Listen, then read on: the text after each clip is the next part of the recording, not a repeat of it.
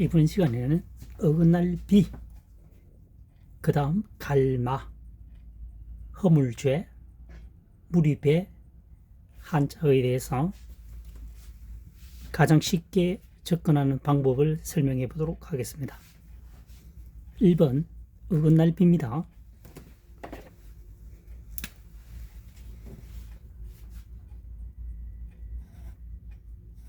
성칼도죠. 성칼도방이라고 합니다. 성칼도방.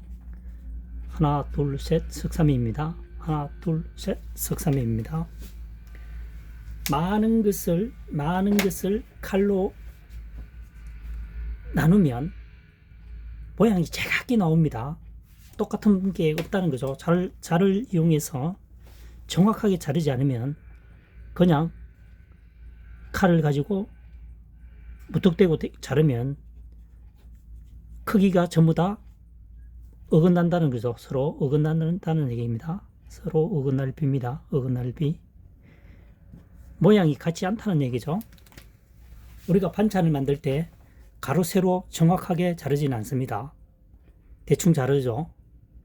그러면 나중에 크기를 비교하면 다르겠죠. 어긋날 비입니다. 지금 식당의 얘기를 하는 것이 아니고 수백 년 전에 가정생활의 얘기를 하고 있습니다. 이 한자어를 만들 당시 말이죠. 그래서 칼을 가지고 많은 것을, 석삼, 숫자 셋을 의미하는 것이 아니고 많음을 의미합니다.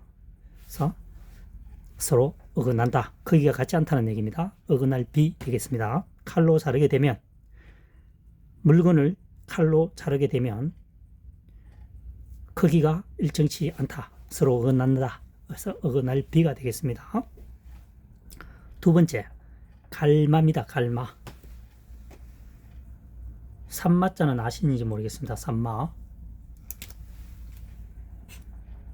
지범, 나무목 두 개죠. 산마자입니다. 삼이 아닌 것처럼 보인다는 거죠. 무슨 얘기냐면은 삼을 갈게 되면 액체가 되겠죠. 가루로 만든다는 얘기죠. 한마디로 삼을 갈아서 이렇게 가루가 되게 되면 삼이 아닌 것처럼 보이죠. 가루가 삼이 아닌 것처럼 보이죠. 그래서 삼이 아닌 것처럼 보일 때는 마치 삼이 아닌 것처럼 보일 때는 갈아서 만든 그 접을 만들 경우다. 이런 얘기입니다. 그 다음 갈마자죠. 두 번째 쓰러질 미입니다. 이게 훈과 음이 두 개라는 얘기죠. 삼을 지나치게 먹게 되면 혼미 상태가 올 수가 있죠. 마약이죠. 마약. 쓰러질 미는 이때는 마약 성분을 쥐고 있기 때문에 그렇습니다. 마약 성분. 삼의 역할에서 끝나는 것이 아니고 지나치게 먹게 되면 쓰러지기도 한다. 쓰러질 미, 갈마 되겠습니다. 2번은 마약 성분이 있기 때문에 그렇습니다. 마약. 그 다음 3번입니다. 허물죄죠. 거물망입니다. 거물망을 가끔 법망으로 해석하기도 합니다. 그래서 법을 만들어 놓고 아닌 것은 그랬던 행동을 하게 되면은 죄를 묻게 되겠죠.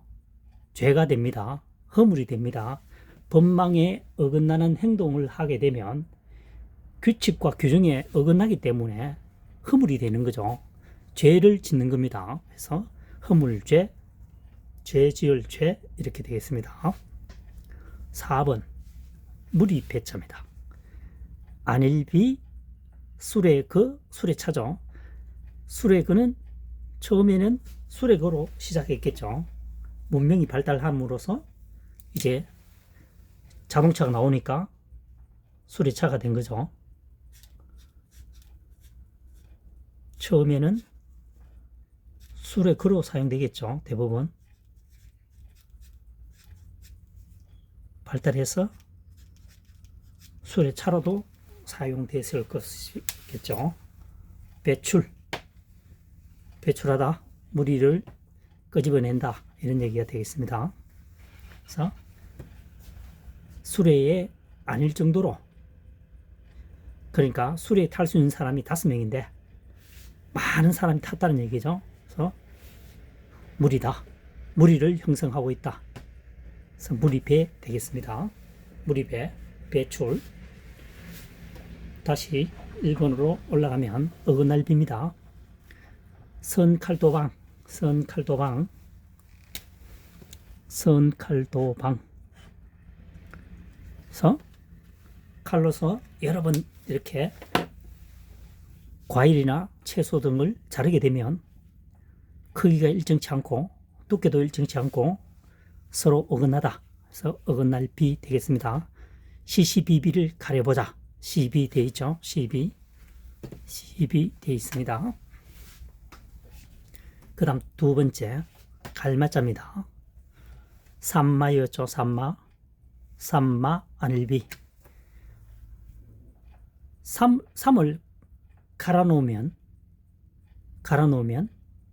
마치 아닌 것처럼 보인다. 삼이 아닌 것처럼 보이는 것은 갈아서 접을 만들 경우입니다. 그래서 갈마. 삼의 아닌 것은 삼의 역할을 넘어서는 경우에는 과다 복용이죠. 과다 복용을 했을 때는 쓰러지기도 한다. 과다 복용. 저거죠. 마약 성분이 있기 때문에 그렇습니다. 그래서 쓰러질 미 갈마 되겠습니다. 3번 허물제자입니다.